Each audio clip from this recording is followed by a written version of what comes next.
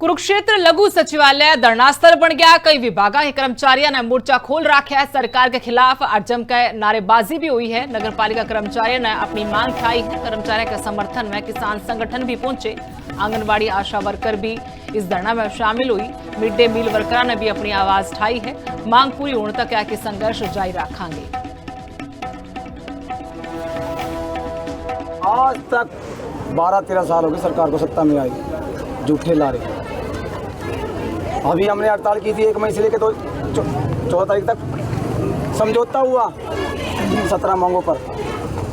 सरकार इतनी निकम्मी सरकार, ये हरियाणा सरकार, उसमें भी खरा नहीं उतरी। मैं सरकार को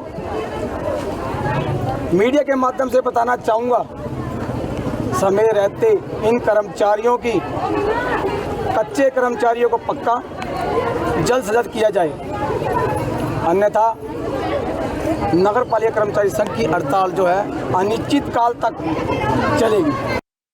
सरकार बार बार वार्ता करके वार्ता से मुकर जाती है। सकारात्मक तरीके से बात होती है। पंचकूला के अंदर स्वास्थ्य मंत्री के साथ 3 साल में पहली बार बात हुई। उन्होंने बातों को सुना ध्यानपूर्वक सुनने के बाद भी उन्होंने कोई एक्शन नहीं लिया उस पर।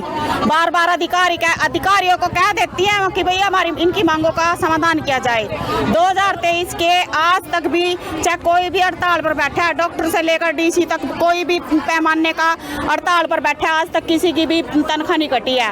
और हमें मजदूर भी नहीं मान रही है सरकार। स्वयं सेवकता के रूप में हम काम कर रहे हैं और हमारे सरकार ने 73 दिन की हड़ताल के पैसे काट लिए। 9,460 रुपये बन रहे। आज का जो मुख्य उद्देश्य है वह है जो सभी संयुक्त को किसान मोर्चे का एक प्रोग्राम है, जिसके तहत जो हमारे कच्चे कर्मचारी हैं और जो ये बिजली हरियाणा प्रदेश के अंदर जिसको प्राइवेट करने जा रहे हैं, क्योंकि प्रदेश के अंदर 2 आदमी प्रदेश को बेच रहे हैं या पूरे देश को, और 2 आदमी उसको खरीद रहे हैं। अंबानी और अडानी के इस सरकार ने इस देश को गिरवी रख दिया है, जिसको हम किसी भी सूरत में बर्दाश्त नहीं करेंगे। इसलिए भारतीय किसान यूनियन सब जो भी, चाहे वो कच्चा कर्मचारी है, चाहे वो आंगनवाड़ी वर्कर है, चाहे वो किसी भी प्रकार का वर्कर है, उन सब का समर्थन करता है और संयुक्त मोर्चे की आवाज पर इस देश की सरकार की नींव हिला। कुरुक्षेत्र लघु सचिवालय धरना स्थल बन गया। कई विभागों के कर्मचारियों ने मोर्चा खोल रखा है। सरकार के खिलाफ अड़जम का नारेबाजी भी हुई है। नगर पालिका कर्मचारियों ने अपनी मांग उठाई है। कर्मचारियों के समर्थन में किसान संगठन भी पहुंचे। आंगनबाड़ी आशा वर्कर भी इस धरना में शामिल हुई। मिड डे मील वर्करों ने भी अपनी आवाज उठाई है। मांग पूरी होने तक यह संघर्ष जारी रखेंगे। आज तक 12-13 साल हो गए सरकार को सत्ता में आई, झूठे लारे। अभी हमने हड़ताल की थी 1 मई से लेकर 14 तारीख तक। समझौता हुआ 17 मांगों पर। सरकार इतनी निकम्मी सरकार, ये हरियाणा सरकार, उसमें भी खरा नहीं उतरी। मैं सरकार को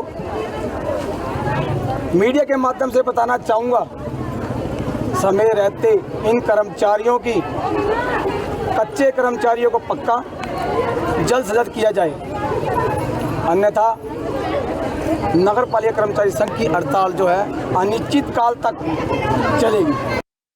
सरकार बार बार वार्ता करके वार्ता से मुकर जाती है। सकारात्मक तरीके से बात होती है। पंचकूला के अंदर स्वास्थ्य मंत्री के साथ 3 साल में पहली बार बात हुई।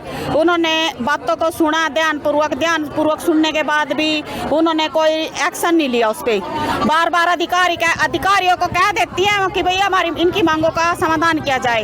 2023 के आज तक भी चाहे कोई भी हड़ताल पर बैठा है, डॉक्टर से लेकर डीसी तक कोई भी पैमाने का हड़ताल पर बैठे, आज तक किसी की भी तनख्वाह नहीं कटी है।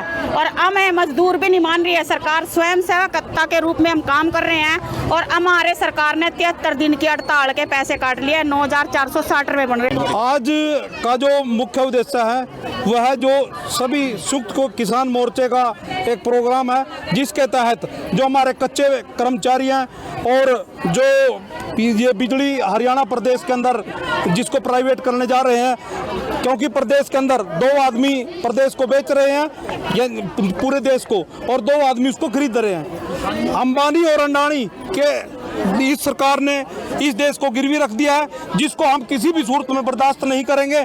इसलिए भारतीय किसान यूनियन सब जो भी, चाहे वो कच्चा कर्मचारी है, चाहे वो आंगनवाड़ी वर्कर है, चाहे वो किसी भी प्रकार का वर्कर है, उन सब का समर्थन करता है और संयुक्त मोर्चे की आवाज पर इस देश की सरकार की नींव हिला